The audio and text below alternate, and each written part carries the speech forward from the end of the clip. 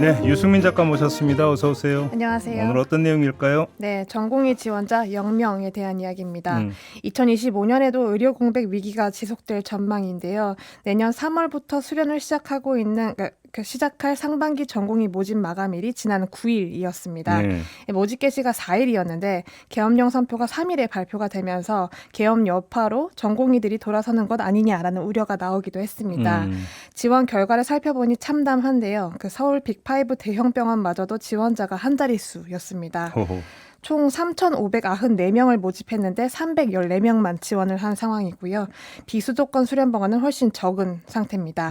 일부 대학병원 같은 경우는 지원자가 0명도 되지 않았는데 이번 전공의 지원율과 계엄 여파를 살펴봤습니다. 3,594명 모집에 314명이 지원했다면 지원율이 10%도 안 되는 거잖아요. 네, 8.7%를 100명 뽑는데 8명 지원했다라고 볼 수 있는데 메디칼 타임즈가 마감일이었던 9일 오후 5시에 전국 수련병원 54곳을 대상으로 현황을 파악했습니다. 네.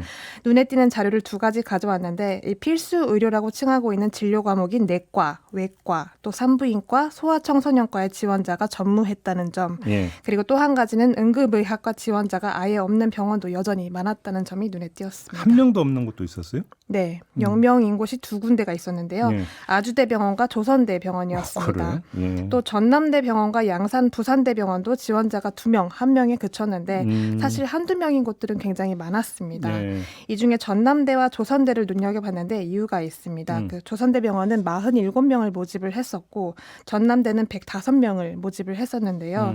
지난 7월에 전국 수련병원 전공의가 대규모로 사직 처리가 됐을 때 끝까지 이제 유보를 하고 있던 곳이 바로 전남대와 조선대 병원이었습니다. 네, 네, 네.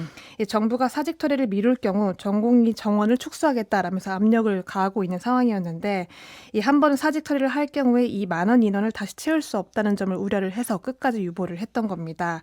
그런데 결국 전공의 설득에 실패를 했고 사직 처리로 끝나면서 전남대를 떠났던 전공의가 231명 그리고 조선대는 96명이 떠났습니다. 혹시 두 병원에 한번 좀 알아봤어요? 어떻게 된 건지? 네, 통화를 해봤는데 두 병원 다 말을 아끼는 입장이었습니다. 아무래도 병원 측에서 계엄 여파가 있다 없다를 말하기엔 좀 난처하다는 것이었는데 그 외 일부 병원 관계자들은 이제 아무래도 영향이 있지 않겠냐라고 입장을 전해왔습니다. 예. 의정 갈등이 장기화하면서 조금씩 돌아올 조짐이 보였는데 계엄령 선포와 동시에 일말의 희망이 다 사라졌다라는 입장이었습니다. 처단한다고 했잖아요. 처단. 네, 살벌하지 않았습니까? 살벌했습니다. 네.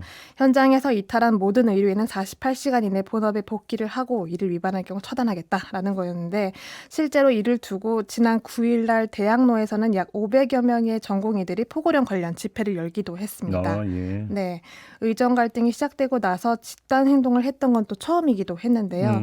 책임자 처벌과 동시에 정부의 의료개혁 백지화를 요구하는 시위였습니다. 네. 전공의들이 사직서를 쓰던 날에 그 병원에 경찰들이 들이닥치기도 했고 또 사복 경찰들이 중환자실에 무단으로 침입하려고 했다라는 보도와 증언들도 계속 나오고 있는 상황인데요.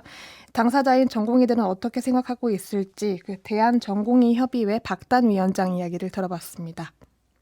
일단은 저희가 지난 2월부터 계엄에 준하는 상황을 겪고 있고요. 그럼에도 이번 포고령에 처단한다는 말이 담긴 거는 저희 모두에게 좀 큰 충격이긴 했었습니다. 그렇지만 이제 지난 10개월 동안 상황이 특별히 변한 게 없다 보니 이제 전공의들 지원 역시도 미미할 것으로 생각하고 있었습니다. 이번에 이런 계엄령 그리고 포고령이라는 초유의 사태도 이제 이번 전공의 선생님들께서 새롭게 병원에 할지 말지 결정하는데 영향을 줬다고 생각하고 있습니다.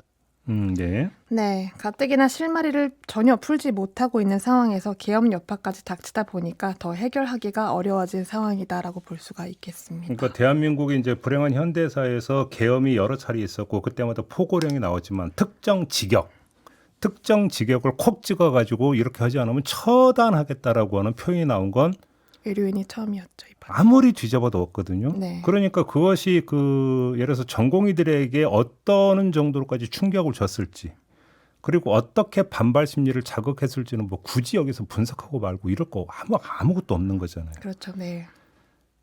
결과는 이렇게 지금 나와버린 거고. 예.